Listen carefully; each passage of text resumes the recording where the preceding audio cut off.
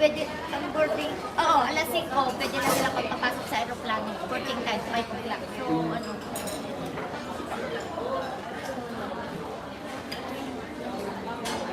Buti na lang, tinignan nila. Gusto makakaiwan siya. lalo na kung yung seat pa naman yan na pinakalikod. Hirap yun, di ba? Yung sa likod, malapit na sa, ano, sa pakpak ng, Ah. yun ang hirap kasi haba ba yung Bakit? Pag naka-check-in na, ipipage na yan. Oo. Kasi alam mo siya nandito. Pero hindi dito maririnig kung may paging. Wala, di ba? Wala dito. Wala, wala ka maririnig na ano. Pag nasa loob na, ng nakapasok na sa immigration.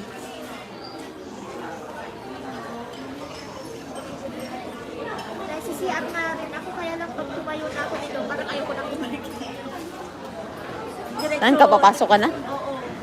Busog ka na? Busog na ako.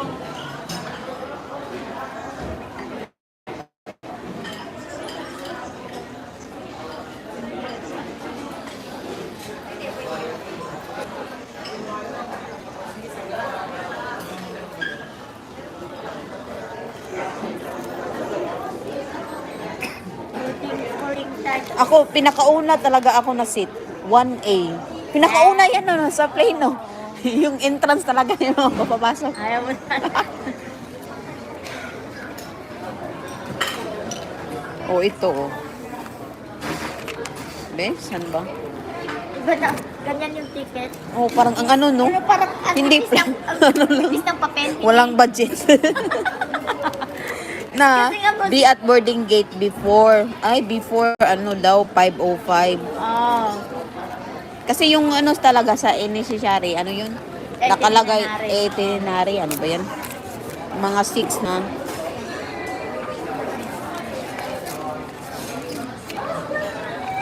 Excited na yung pinsan ko kasi may mga tuyo, may yeah. mga suman na pinadala. Naiilang ako ba? Bibigyan ko rin ng snack yung amo ko pero Sabi ka, may popo ka rin. Pero oo, binigyan mo. uy, alam mo yun, no? Nagbigay kaya siya ng mga daming, pasalubong sa anak ko. Nahiya ako, ibigay ko kay Lola. Bibigyan ko lang siguro siya ng, Thailand pants. Pumunta din kami, Thailand.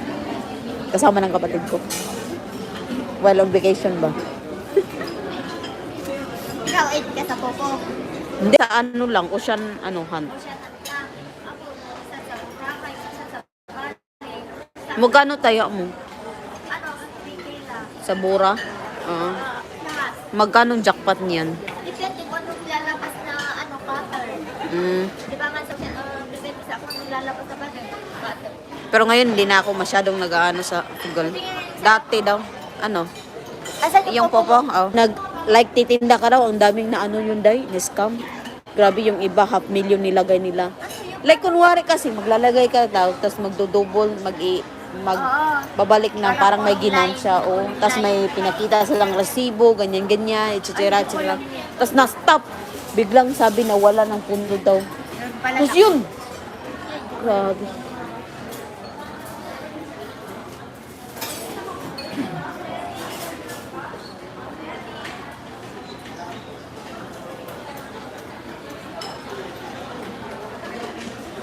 Magkano binibigay mo na per month sa anak mo at sa nanay mo o sa kapatid mo?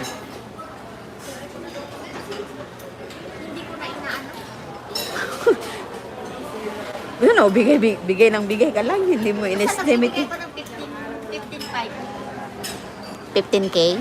15,500. Allowance ang anak. Bayad ka pati. Kurente, mga bills, ganun. Basta, oo. Na maintenance ni mother. Alam mo no, parang yung sweldo natin kulang talaga. Kasi ang mahal ng bilihin no. Grabe, yung mga isda, parang karne lang Yung magkasing lang sa karne yung mga presyo ba. Ngayon nga yung isang daan, parang 10 piso lang. Pag yung 1,000 mo na ang tawag dito? Nagamit mo, nasuklian na, naging barya na. Ang dali lang maubos. Sabay-sabay walang